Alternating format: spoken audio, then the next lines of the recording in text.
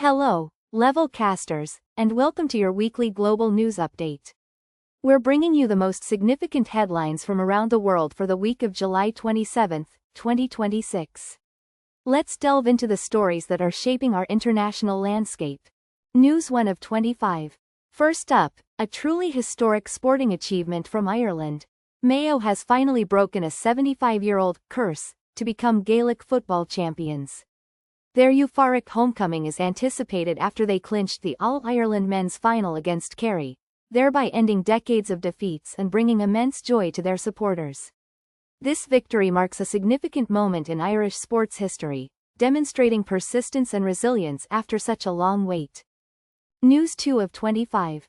Turning to UK politics, our Tuesday briefing asks whether Andy Burnham, the new Prime Minister, can effectively tackle the social care crisis, a problem that has persisted for 3 decades.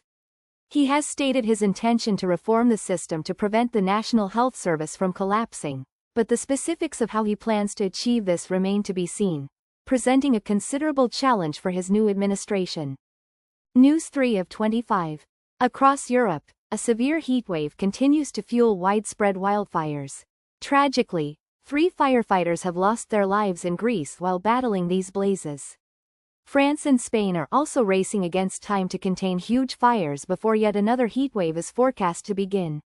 The United Nations has issued a stark warning, stating that the climate alarm is blaring as global temperatures continue their upward trend. News 4 of 25. A topic generating considerable debate involves the arrival of AI-enabled smart lamp posts. These new streetlights, equipped with cameras, offer the potential to combat crime and assist in locating missing persons. However, a crucial question arises. Will this technology merely take Britain a step closer to becoming a surveillance state, raising concerns about privacy and civil liberties? News 5 of 25. In Naples, Italy, authorities have conducted a dawn raid targeting what they've termed umbrella cheaters who reserve prime beach spots overnight. Umbrellas, deck chairs, and loungers were seized in Torre del Greco as part of a crackdown on individuals attempting to unfairly claim desirable beach areas, highlighting local efforts to manage public spaces. News 6 of 25. We remember Paco Robles, whose obituary was published this week. He was a refugee from the Spanish Civil War who eventually settled in the UK. Despite making a new home, he consistently maintained strong connections with his homeland throughout his life, embodying the enduring spirit of those displaced by conflict. News 7 of 25. In wildlife news, Kenya is currently investigating the unexpected deaths of 15 elephants in Amboseli National Park. Preliminary findings suggest a potential toxic substance may have been detected in several of the deceased animals, prompting a thorough inquiry into the cause of this tragic loss for the park's elephant population. News 8 of 25. India is seeing renewed protests from the cockroach movement, following mass student arrests. The Cockroach Janta Party is threatening to restart demonstrations after the government reportedly broke a promise, leading to detentions in Delhi, Assam, West Bengal, and Bihar. This situation highlights how India's Gen Z is increasingly discovering the power of collective action to voice their grievances. News 9 of 25. Concerns are mounting over Trump's Iran strategy, particularly as the U.S. has paused its attacks. It appears that U.S. military power alone has not been sufficient to bring Tehran into submission.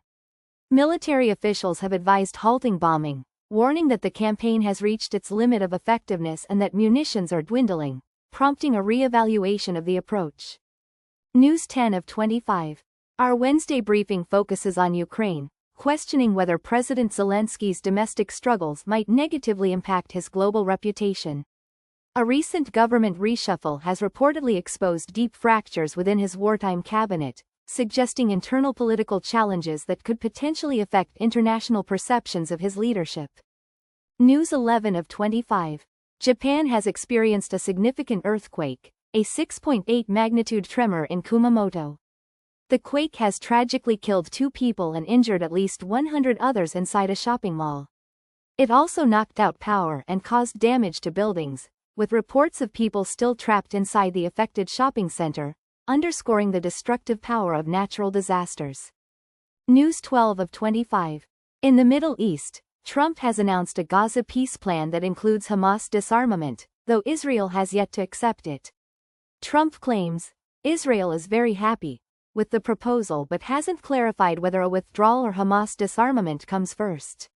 A far-right Israeli minister has stated the only solution is encouraging emigration and destroying Hamas, indicating significant disagreement. News 13 of 25. Artists are discovering a creative sanctuary in Côte d'Ivoire's Grand Bassam, a city described as calm and soothing. Creatives, who have been priced out of Abidjan, are breathing new life into Grand Bassam, a place that was tragically hit by a jihadist attack in 2016, showcasing the resilience and regenerative power of art and community. News 14 of 25. Russia stands accused of violating Polish airspace after a missile explosion occurred near a village in Poland.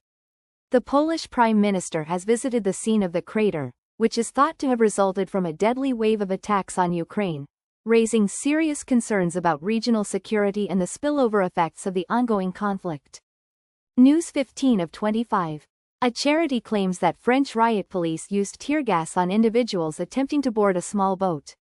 These CRS officers, reportedly funded by the UK, tried to prevent the boarding on a day when 4 asylum seekers tragically died while attempting to cross the English Channel, highlighting the harsh realities faced by migrants and the controversial tactics used at borders. News 16 of 25. An unusual medical facility, an asthma clinic buried 250 meters into an Armenian salt mine, faces an uncertain future. The fate of this underground clinic now hangs in the balance after the government withdrew its state funding, raising questions about the future of this unique therapeutic environment. News 17 of 25. Saudi Arabia is reportedly preparing for a significant military operation, including both sea and potentially land offensives against Houthi forces. Yemeni sources indicate that the Saudis are concentrating their forces for what could be an attack in central Yemen, suggesting a potential escalation of the conflict in the region. News 18 of 25. In a rather unexpected choice for a holiday read, the German Chancellor, Friedrich Merz, has opted for the Pope's AI encyclical, Magnifica Humanitas, over a more fast-paced novel. This choice comes at a time when his popularity is at a record low, perhaps indicating a desire to project a thoughtful and contemplative image. News 19 of 25. The U.S. has conducted overnight strikes on dozens of targets in Iran, putting peace efforts under renewed threat. Central Command stated that these strikes were aimed at diminishing the Iranian military, even as mediators report that talks are continuing, underscoring the complex and often contradictory nature of international diplomacy and military action. News 20 of 25. At least 5 survivors of abuse by Mohammed al-Fayed have now been officially recognized as human trafficking victims. This significant decision follows claims from a group of survivors who alleged that the former Harrods owner's associates must have facilitated his crimes, shedding light on a deeply disturbing past. News 21 of 25. Noma Restaurant, a world-class venue, is preparing to reopen under new leadership following serious abuse allegations.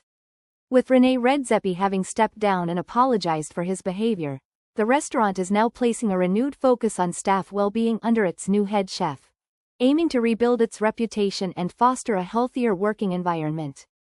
News 22 of 25.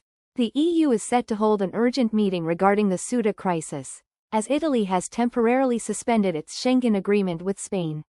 This comes after an estimated 50,000 migrants crossed into Ceuta from Morocco, and 60,000 migrants reached Ceuta, significantly impacting travel by plane or boat within the EU and highlighting a growing humanitarian and political challenge. News 23 of 25. Tragically, a tourist plane has crashed during a flight over Peru's Nazca lines, resulting in the deaths of 13 people.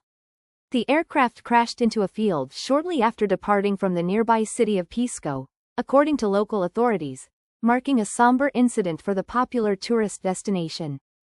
News 24 of 25. Campaigners are issuing a stark warning about the rising number of anti-LGBTQ+ laws across West Africa.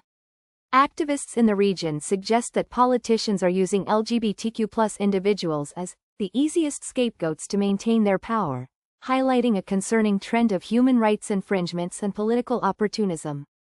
News 25 of 25. Finally, in our Ukraine war briefing, discussions are underway for an air ceasefire ahead of a planned meeting between Trump and Zelensky. Romania has summoned the Russian ambassador after 3 drones were shot down, and Zelensky is also scheduled to meet with Andy Burnham in the UK, marking day 1615 of the conflict and indicating ongoing diplomatic efforts amidst military tensions.